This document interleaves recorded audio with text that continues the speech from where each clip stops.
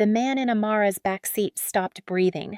She knew because she'd been watching him in the rearview mirror for the last 3 minutes, watching his chest rise and fall in shallow, desperate gasps, watching his eyes flutter closed, watching the blood spread across her cheap upholstery like spilled wine. Now, nothing. "Hey," her voice cracked. "Hey, don't you fucking dare!" The GPS chimed. Turn right in 500 feet, not toward a hospital, toward some address he'd programmed before passing out, and the gun he'd pulled from his jacket before losing consciousness sat on her passenger seat, metallic and cold and real, a silent reminder that she couldn't stop, couldn't turn around, couldn't call 911. Because 20 minutes ago, a Korean man covered in blood had collapsed into her Uber and said 5 words that changed everything. Drive or we both die. Welcome to Melanin Meets Seoul, my loves. Please like, share, and subscribe, because Amara just picked up the wrong passenger at 2:47 a.m., and by the time the sun comes up, she'll be either dead or disappeared. There's no in-between anymore. 20 minutes earlier, the Uber notification pinged at 2:47 a.m. Pickup, Nathan, Mercedes, E-Class, corner of Peachtree, and 5th destination, Piedmont Hospital. Surge, 2.5x. Amara stared at her phone, calculating. Hospital run, late night, surge pricing. That was $40, maybe $50 if he tipped. She needed $200 by noon to keep the lights on in her apartment, and she was only at $150 after driving for 9 hours straight. Her eyes burned. Her back ached. Her bladder was screaming because she had been holding it for 3 hours to avoid losing time on a bathroom break, but $50. She accepted the ride. Her 2009 Honda Civic coughed to life. The check engine light had been on for 6 months, and she'd been ignoring it for 6 months because fixing it cost money she didn't have. The car smelled like the tacos someone had spilled in the back seat last week and the vanilla air freshener she'd bought at the dollar store that did absolutely nothing. This was her life now. 28 years old with a business degree from Clark Atlanta that was worth less than the paper it was printed on. She'd spent 3 years applying to corporate jobs, attending networking events, tailoring her resume, smiling through rejection after rejection after rejection. You're overqualified. We're looking for someone with more experience. We've decided to go with another candidate, which was code for, we already filled our diversity quota. So now she drove Uber, 16 hours a day when she could manage it, picking up drunk college kids who puked in her car, dealing with men who thought a female driver meant they could say anything, smiling through it all because a bad rating meant fewer rides, meant less money, meant eviction. The American dream, baby. Amara pulled up to the corner of Peachtree and 5th at 2:51 a.m. Empty street, closed businesses, a few homeless people sleeping in doorways. No passenger. She checked her phone. The app showed Nathan's location, right here. She texted, "I'm here. Black Honda Civic." No response. She waited 2 minutes, 3, 4. At 5 minutes, she could cancel and collect the cancellation fee. But that was only $5, and she needed the full fare. She texted again. "Are you coming? I can wait, but the meter is running. Nothing."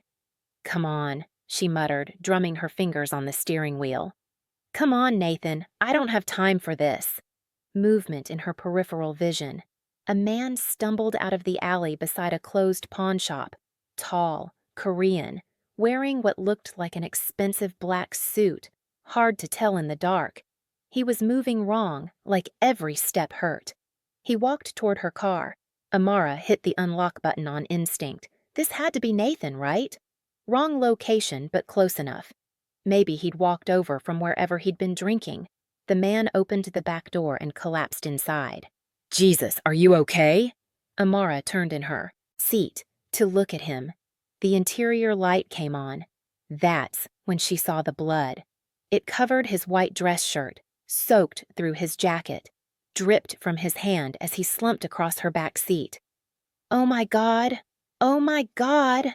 Amara's voice came out high and thin. You're bleeding.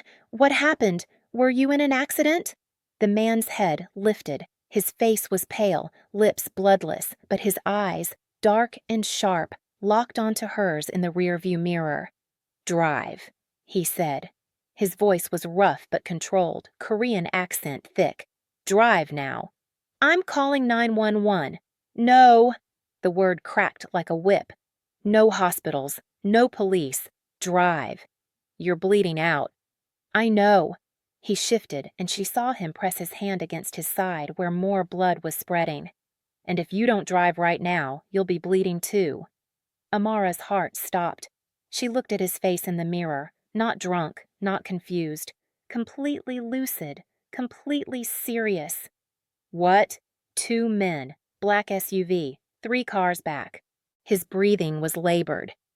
"They've been following me for 6 blocks. They saw me get in your car. If you don't drive, they kill us both." "This is insane." "Look behind you." Against every instinct screaming at her not to, Amara looked. A black SUV sat 3 cars back, tinted windows, running lights on, just sitting there. "That could be anyone." "It's not." The man in her back seat coughed, and blood flecked his lips. "Please, I'm asking you to drive. Just drive. I'll pay you anything." "I don't want your money. I want you out of my car." "They'll kill you." His voice softened. "The second I get out, they'll kill you because you saw my face. Saw them. You're a witness now." "I'm not. I didn't see anything." "You saw enough." His eyes held hers in the mirror. "So drive. Or die. Your choice." Amara's hands shook on the wheel. This wasn't real. This couldn't be real. She drove Uber. She picked up drunk people and took them home. She didn't get involved in whatever this was. Behind her, the SUV's engine revved. "Now," the man said. Amara slammed the car into drive and hit the gas. Her Civic lurched forward, engine screaming in protest. She blew through a red light, no traffic, thank God, and took a hard right onto a side street. "Where am I going?" Her voice was shaking. "Away from them." "That's not an address." "Just drive." Amara checked her rear view. The SUV was following, not speeding, not chasing aggressively, just following, steady, patient, predatory. "They're still behind us," she said. "I know. What do I do?" "Lose them." "This is a 2009 Honda Civic, not a fucking Ferrari." "Then drive better." "Are you serious right now?" Amara's fear was turning into anger. "You get into my car bleeding, tell me people are trying to kill us, and now you're critiquing my driving." "If you want to live, yes." She took another turn, too fast, tires squealing. Her car fishtailed, but she corrected. Behind her, the SUV matched her turn easily. "They're gaining," she said. The man in her back seat didn't respond. Amara glanced in the rear view. His eyes were closed. "Hey! Hey! Don't you dare pass out on me." "Not passing out," he murmured. "Just resting my eyes." "That's the same thing." "It's different." "Wake up!" Amara's voice cracked. "I don't know where I'm going. You have to tell me where to go." His eyes opened slightly. "Take the next left, then right at the light. There's a parking garage, underground. Go there." "Why?" "Because I need to lose them before I bleed to death in your back seat." "You're already bleeding to death." "I know. Inconvenient." He deadpanned. Amara took the left turn. The SUV followed. She ran another red light. This time there was traffic, and a taxi blared its horn as she cut across 2 lanes. "Sorry," she screamed at no one. "Right here," the man said. She took the right. Saw the parking garage entrance, one of those automated ones with the ticket machines. At 3 a.m. it would be almost empty. She pulled in, grabbed a ticket from the machine. The arm lifted. She drove down into the garage, spiraling down level after level. "How far?" she asked. "Bottom level." She kept driving, down, down, down into the concrete bowels of the garage. The fluorescent lights flickered. Oil stains on the ground. The smell of gasoline and piss. Bottom level. Maybe 5 cars total. Empty otherwise. "Park there?" He pointed to a corner spot in the shadows. "Kill the lights." Amara parked and shut off the lights. The engine ticked in the sudden silence. "Are they coming?" she whispered. "Don't know." They sat in the dark, waiting. Amara's heart hammered so hard she thought it might crack her ribs. The man in the back seat was breathing weird, shallow, fast. 1 minute, 2, 3, no SUV. "Maybe we lost them," Amara said. "Maybe. Now what?" "Now." The man shifted and she heard him hiss in pain. "Now you help me stop the bleeding."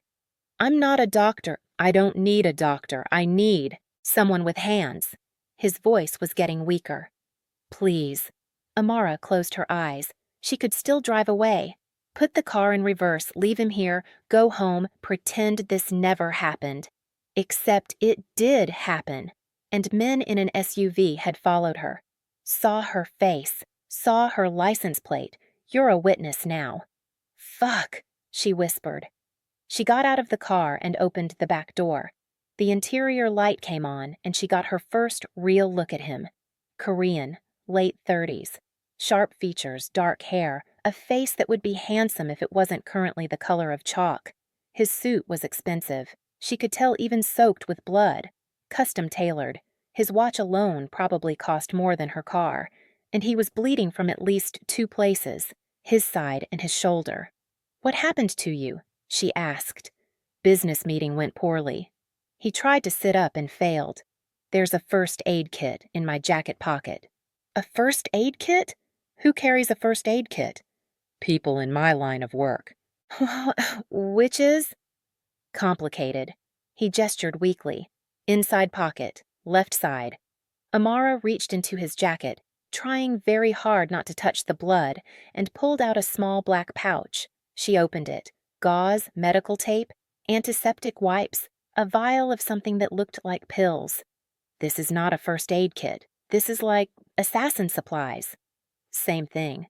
"It's really not." "Just," he closed his eyes. "Press the gauze to my side. Hard. Stop the bleeding." "This is insane. This is actually insane." "You keep saying that." "Because it keeps being true." But she did it anyway. Pressed gauze against the wound in his side.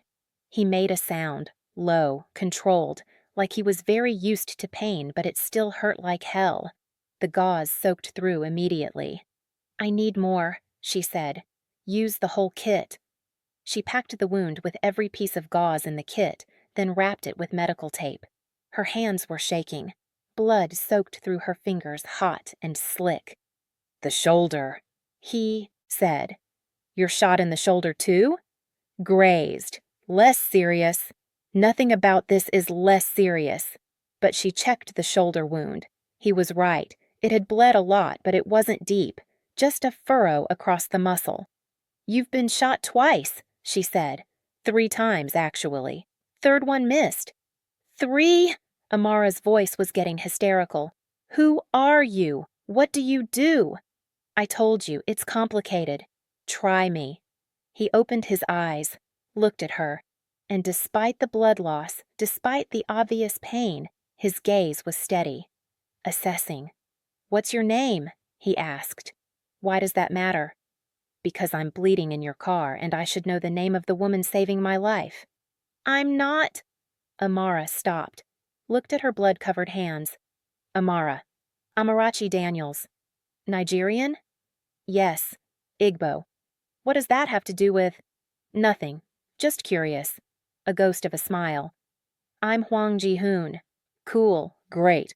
Now that we're introduced, mind telling me why people are shooting you? Because I know things they'd prefer I didn't." "What kind of things?" "The kind that get people killed." "Fantastic. Super helpful." Amara sat back, her hands still shaking. "And now they're going to kill me too because I picked you up." "No."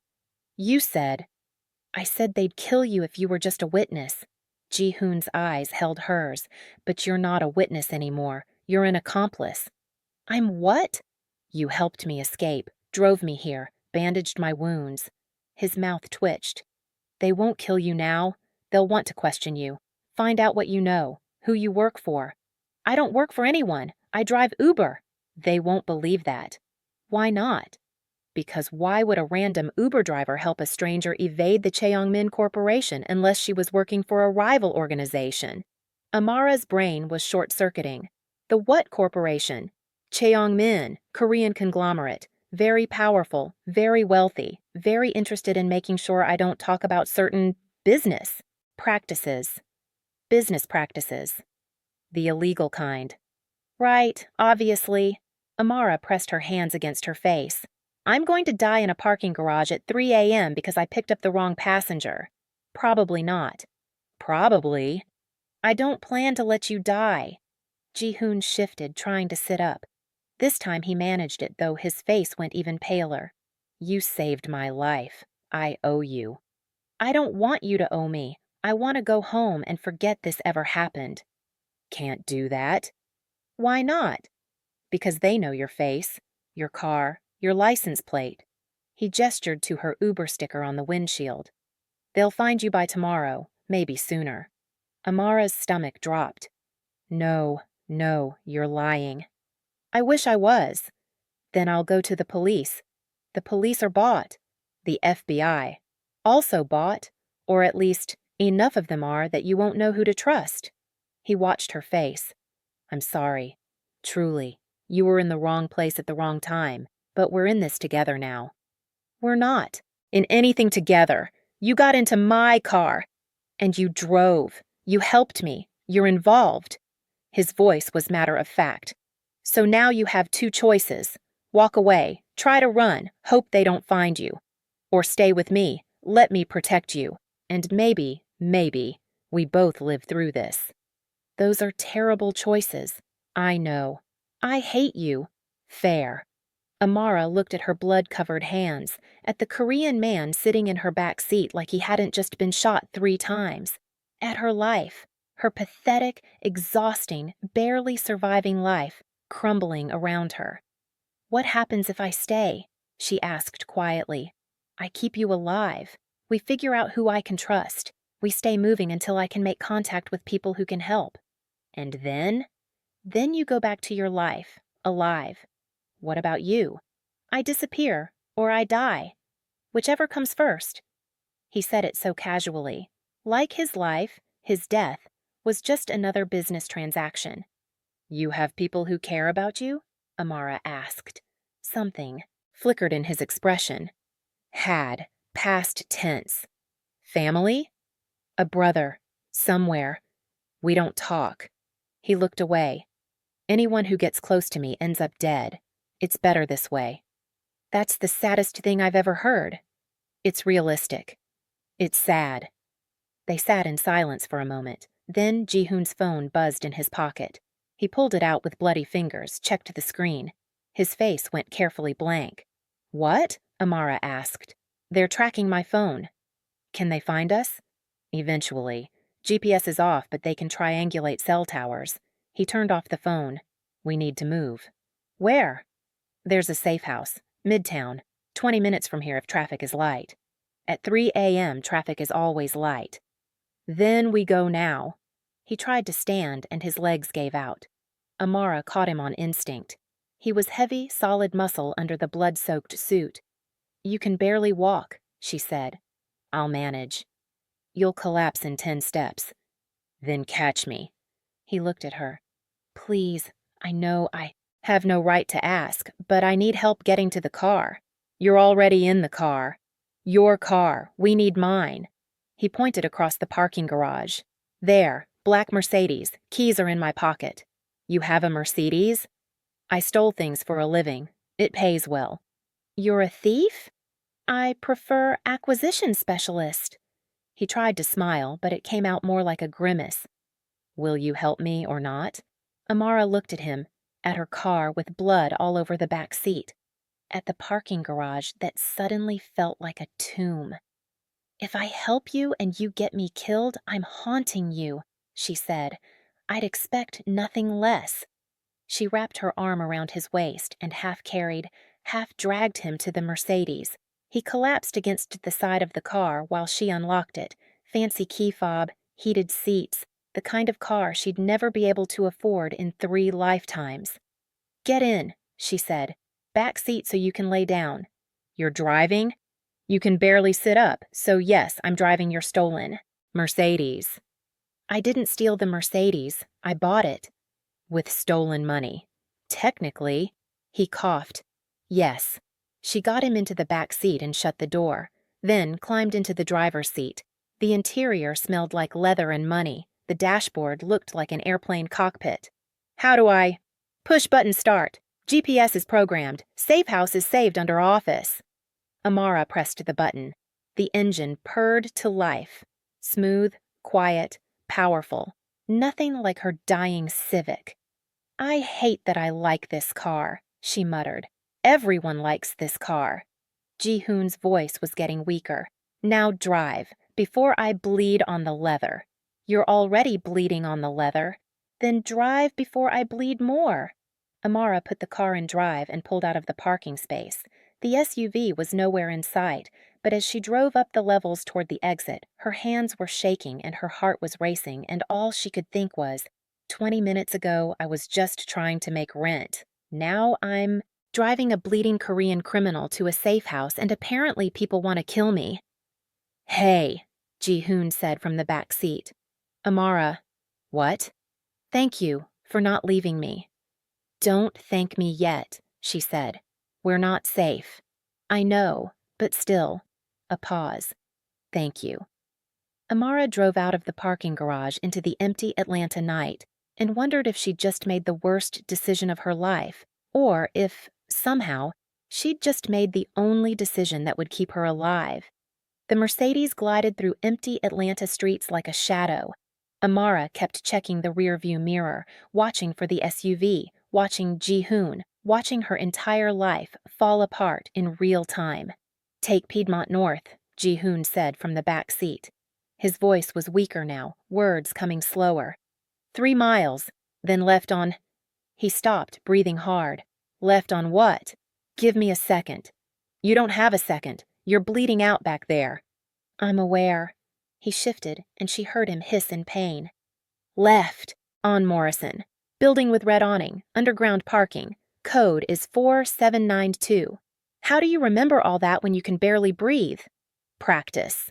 The streets were empty except for a few delivery trucks and one cop car that made Amara's heart stop until it passed without slowing. The GPS said 12 minutes to destination. 12 minutes felt like 12 hours. Talk to me, she said. Stay awake. I'm awake. You sound like you're dying. Little bit. He coughed. But not yet. Why would the Cheong-min Corporation want you dead? I told you. I know things. What things? Things about money, things about people, things about where bodies are buried, literally and metaphorically. His voice was fading. I was their accountant for 15 years, cleaned their money, moved it offshore, made it disappear. I know every transaction they ever made. And you stole that information. Copied it. There's a difference. Not to them. No, not to them. He was quiet for a moment. I was going to sell it, retire, disappear, spend the rest of my life on a beach somewhere drinking expensive whiskey and pretending I was a good person. What happened? They found out before I could make the sale. Sent people to kill me. A bitter laugh. I made it 3 blocks before they shot me. Would have made it 0 blocks if I wasn't already paranoid enough to wear a vest. You were wearing a bulletproof vest? That's the only reason I'm alive. How are you so calm about this? I've been expecting to die for 15 years. It's almost a relief. The words were casual, but something in his tone made Amara's chest tight. That's fucked up. Then she took the left on Morrison.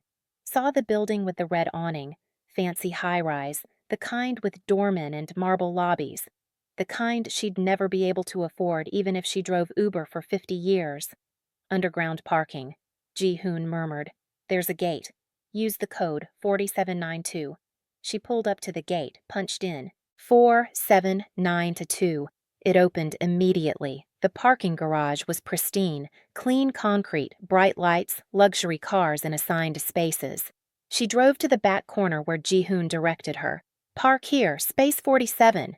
She parked, killed the engine. The silence was deafening. Now what? She asked. Now you help me inside. He tried to sit up. There's an elevator. Private. Goes straight to the penthouse. You have a penthouse. I have 3. This is the one they don't know about.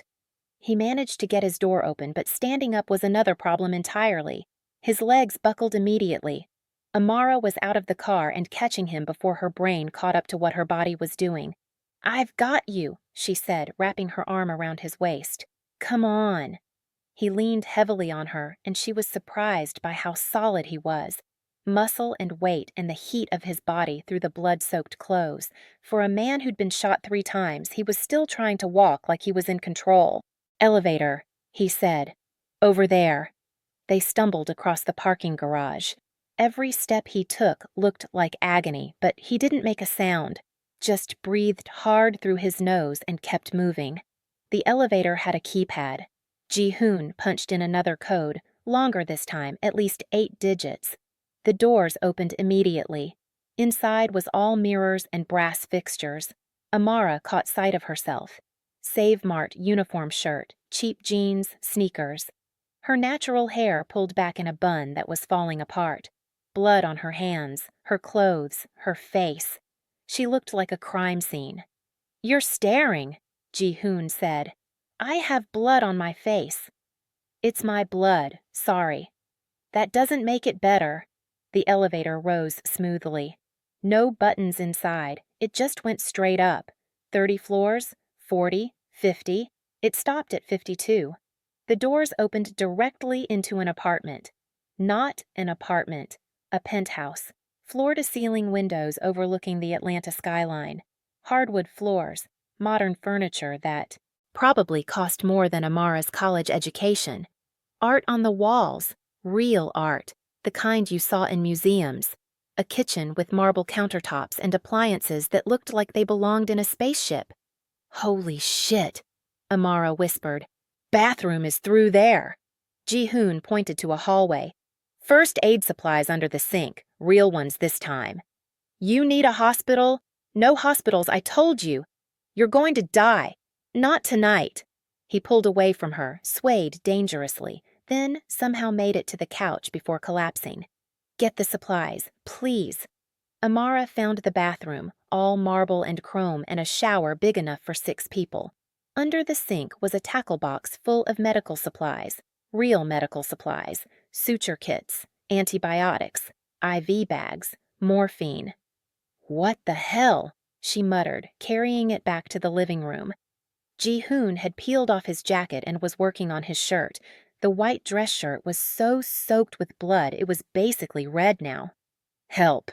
Me, he said. Amara set down the tackle box and helped him pull the shirt off. His chest was... She stopped. His chest was covered in scars. Old bullet wounds, knife wounds. A burn mark that looked like someone had pressed a hot poker to his ribs. His body was a roadmap of violence. And underneath all that damage, he was built like someone who'd spent his life fighting. Lean muscle, broad shoulders, the kind of body you got from running and fighting and surviving. You're staring again, he said. You have a lot of scars. Occupational hazard. He looked down at the fresh wounds. This is nothing compared to Seoul in 2019. What happened in Seoul? I got shot 5 times and stabbed twice. Took 3 months to recover. He said it so casually. This is just Tuesday by comparison. Your Tuesdays are insane. My whole life is insane. Amara opened the tackle box and pulled out antiseptic. This is going to hurt. It already hurts. It's going to hurt more. Good, means I'm alive. She cleaned the wounds, first the graze on his shoulder, then the deeper one in his side. He didn't make a sound, just gripped the arm of the couch hard enough that his knuckles went white and breathed through it. The one in your side needs stitches, she said. There's a kit, curved needle, dissolvable thread. I don't know how to do stitches. YouTube it. You want me to YouTube how to give you stitches? Unless you have a better idea. Amara pulled out her phone with shaking hands and searched how to suture a wound. Found a video from a doctor. Watched it twice. Okay, she said. Okay, I can do this. You can do this, Ji-hoon agreed. She threaded the curved needle, her hands shaking so badly she had to try 3 times. Then she pressed the needle against his skin. "Wait," she said. "Don't you need painkillers?" "Already took some." He gestured to an empty pill bottle on the coffee table. "Do it quick."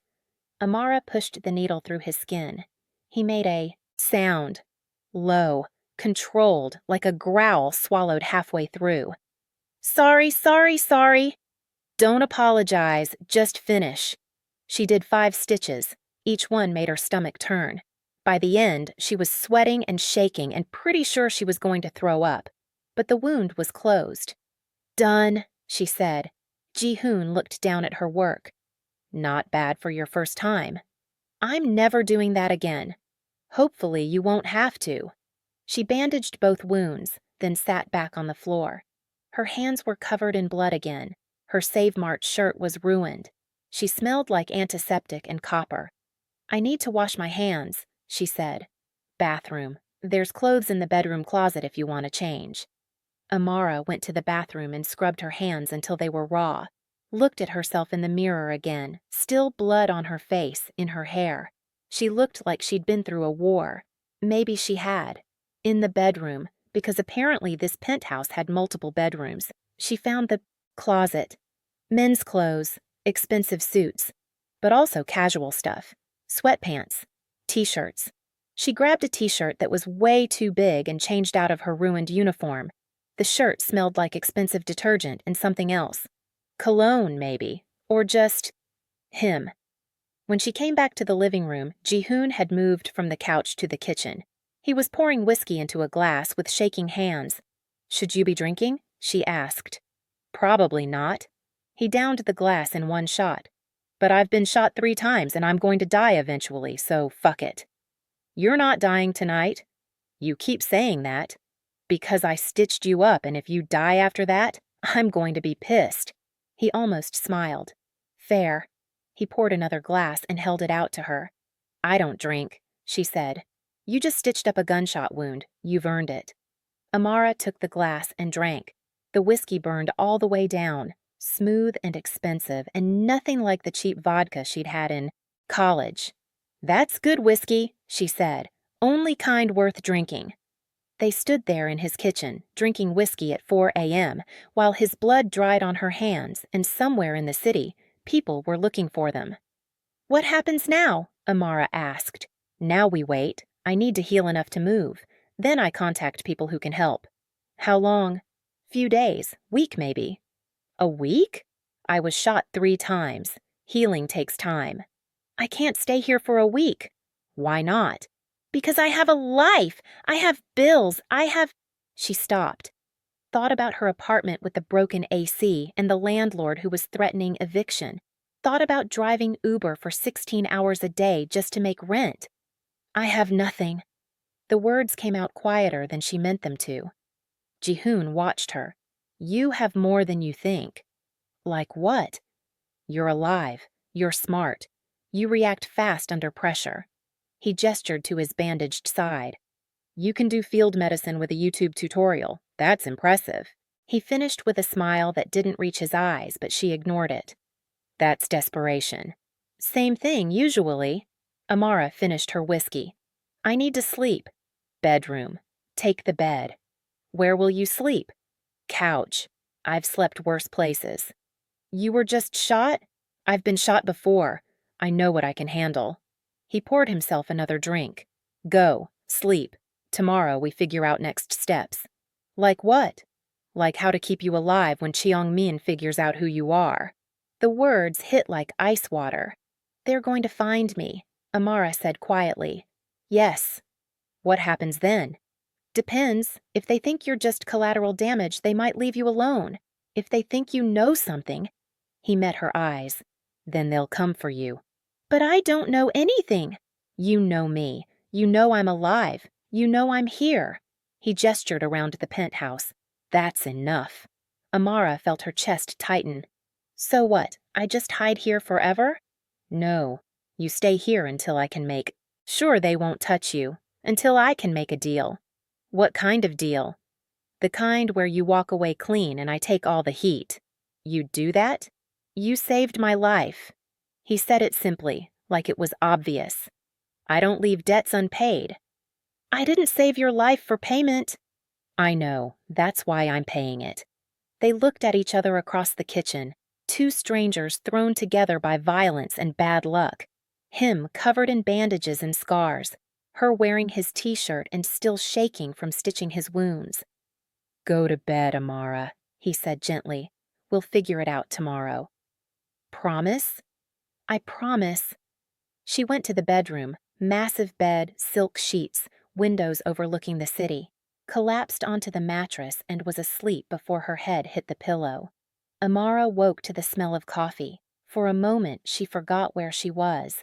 Then she saw the silk sheets, the floor-to-ceiling windows, the Atlanta skyline bright with afternoon sun. Afternoon, she grabbed her phone. 2:47 p.m. She'd slept for almost 11 hours. Shit! She scrambled out of bed, still wearing Ji-hoon's t-shirt.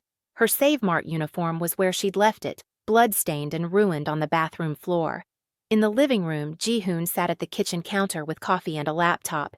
He'd showered, his hair was damp, he was wearing clean clothes, black t-shirt, sweatpants, and the bandages on his shoulder and side were fresh. He looked good, really good. Amara's brain stuttered. Last night he'd been bleeding and pale and dying. Now he looked like some kind of model. Sharp features, strong jawline, the kind of face that belonged in magazines. And his body, she'd seen it last night covered in blood and scars, but in daylight it was different. The scars were still there, but somehow they made him more compelling, like a survivor, a fighter. You're staring, he said without looking up from his laptop. You look better. Antibiotics are miraculous. He finally looked at her and something flickered in his expression. You slept well? I slept for 11 hours. You needed it. I have work. I need to. Amara grabbed her phone and checked her Uber app. 7 missed ride requests, 3 angry messages from passengers. Her rating had dropped. Shit! I can't afford to lose this rating. You're not driving Uber today. I don't have a choice. I need the money. How much? What? How much do you need? Ji-hoon closed his laptop. For rent, for bills, for whatever you're drowning in. I'm not taking your money. Why not? Because I don't take charity. It's not charity, it's payment. He stood, moved to the counter, poured her a cup of coffee. You saved my life. You stitched my wounds. You drove me here. That's worth compensation. I'm not a prostitute. I didn't say you were. His voice was calm, matter of fact. I said you provided a service, multiple services. I'm offering to pay you for your time and expertise. I don't have expertise. I watched YouTube. And you executed perfectly under pressure. That's expertise. He slid the coffee across the counter to her. So, how much? Amara's pride warred with her desperation. Pride said, don't take his money. You can handle this yourself. Desperation said you're 3 weeks behind on rent and your car is dying and you haven't eaten a real meal in 4 days. $2,000, she said quietly. That covers rent, utilities, car insurance. Gives me a buffer. Done. Just like that? Just like that? He pulled out his phone, typed something. What's your Venmo? You're serious? Completely. She gave him her Venmo. 30 seconds later, her phone buzzed. Hwang Ji-hoon sent you $5,000. Amara stared at the notification. This is $5,000. $2,000 for bills, $3,000 for trauma compensation. Trauma compensation? You were held at gunpoint by proxy, helped a wanted criminal escape, performed emergency medical procedures, and are now in hiding. That's traumatic. He said it so casually. 3,000 seems fair. This is insane. You keep saying that. Because it keeps being insane? Ji-hoon almost smiled. Drink your coffee, then we need to talk. Amara drank the coffee. It was good, way better than the instant stuff she bought at the dollar store. Then she sat at the counter across from him. Talk about what? She asked. About the fact that Cheong-min knows who you are. Her stomach dropped. How? Your license plate, your Uber account. They have people who can track that information. He opened his laptop and turned it to show her. On the screen was her face, her actual DMV photo. Next to it was her full name, address, phone number. Everything. They posted this on a private network 6 hours ago, Ji-hoon said, asking for information, offering $20,000 to anyone who can locate you. Amara's hands started shaking. 20,000? You're worth more alive than dead. They want to question you. Find out what you know, who you're working with. I'm not working with anyone. I know. They don't. What do I do? You stay here. You stay hidden. You let me handle this. How? I'm going to make a deal with them. What kind of deal? The kind where I give them what they want in exchange for leaving you alone. You're going to give them the information you stole? Some of it. Enough to satisfy them. Not enough to destroy me. He closed the laptop. But it'll take time. I need to heal. I need to set up the meeting. I need leverage. How long? Week, maybe 2. I can't hide here for 2 weeks. You don't have a choice. The second you leave, they find you. The second they find you, they take you. And I can't protect you if you're not here. Amara closed her eyes. This wasn't real. This couldn't be real. I had a life, she said quietly. A shitty life, but it was mine. And now you're alive. That counts for something. Does it? Yes. He said it, with certainty. You're alive. You're safe. You have $5,000. That's better than dead. What about my apartment? My car? Your apartment will be fine for 2 weeks. Your car? He paused. Your car is a death trap. When this is over, I'll get you a better one. I don't want a better car. I want my car. Your car has a check engine light that's been on for 6 months and probably needs about $3,000 in repairs. How do you know that? Because I notice things, and because you drove it like someone who was terrified it would break down at any moment. He wasn't wrong. Fine, Amara said. I stay here for 2 weeks. Then what? Then you go back to your life, and I disappear from mine. Just like that? Just like that. And the people hunting you? We'll be hunting someone else by then. He stood, wincing slightly. I need to rest. The stitches pulled when I showered. You showered? I was covered in blood. You're supposed to keep the wound dry. I did my best.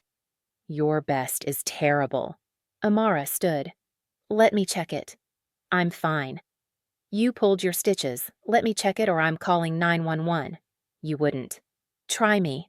They stared at each other. Then Ji-hoon sighed and lifted his shirt. The bandage on his side was spotted with blood. Not a lot, but enough. Sit, Amara ordered. He sat. She peeled back the bandage carefully. 2 of the stitches had pulled slightly, not completely loose, but stressed.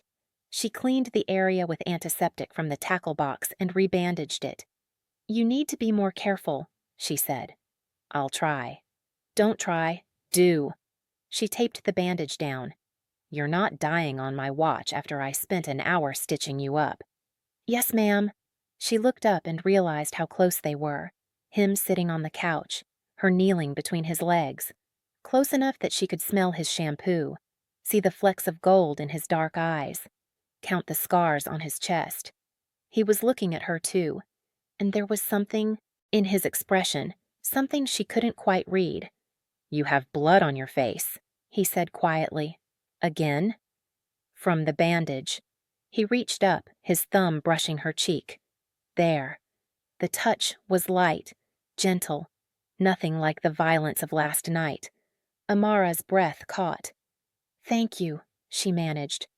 For what? Not dying. Thank you for making sure I didn't. They were still too close. She should move, stand up, put distance between them, but she didn't. Ji-hoon? Her phone rang. They both jumped. Amara grabbed her phone off the coffee table. Unknown number. Don't answer it, Ji-hoon said immediately.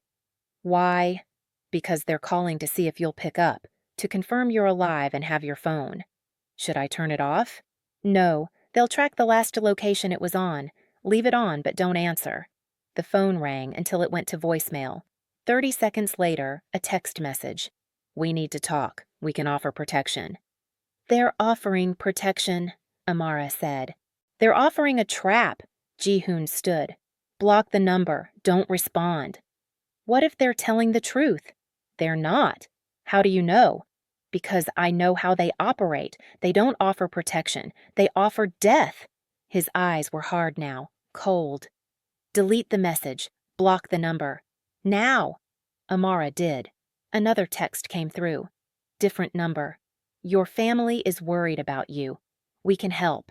I don't have family, Amara said. They're fishing, trying to see what scares you. Ji-hoon took her phone, turned it off completely.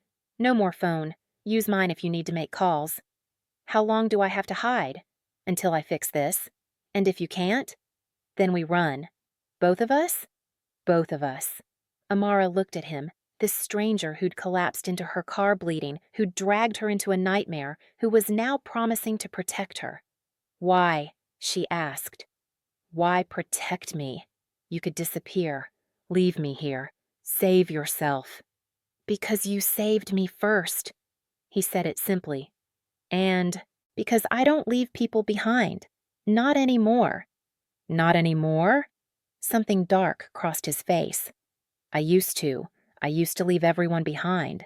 That's how I survived. But I'm tired of surviving alone. The words hung in the air between them. What changed? Amara asked quietly. I got shot 3 times and a stranger helped me anyway. He met her eyes. You changed it. Before Amara could respond, the lights went out. The entire penthouse went dark. Don't move, Ji-hoon said. His voice was different now, sharp, alert. Stay exactly where you are. What's happening? Someone cut the power. How? Stay quiet. She heard him move in the darkness, heard a drawer open. Then his hand found hers. Come with me, he whispered. Don't make a sound. He led her through the dark penthouse to what felt like a closet. The door closed behind them. What's happening? She whispered. They found us. How? I don't know, but they're in the building. How do you know? Because the power doesn't just go out in a building like this. Someone had to cut it manually, which means they're in the electrical room, which means they'll be here in less than 2 minutes. Amara's heart hammered.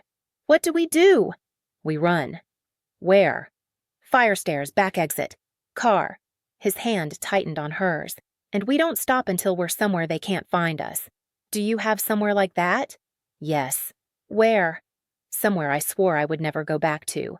Where, Ji-hoon? A pause. Then, home. Amara went from driving Uber for rent money to stitching up a Korean criminal to hiding in a penthouse to running for her life in less than 24 hours. The Cheong-min Corporation is hunting them. Ji-hoon's past is darker than she knows. And that touch, that almost moment in the living room, was just the beginning. Part 2 is coming, and trust me, my loves, this is where it gets bloody. Because Ji-hoon isn't just a thief. He's not just an accountant.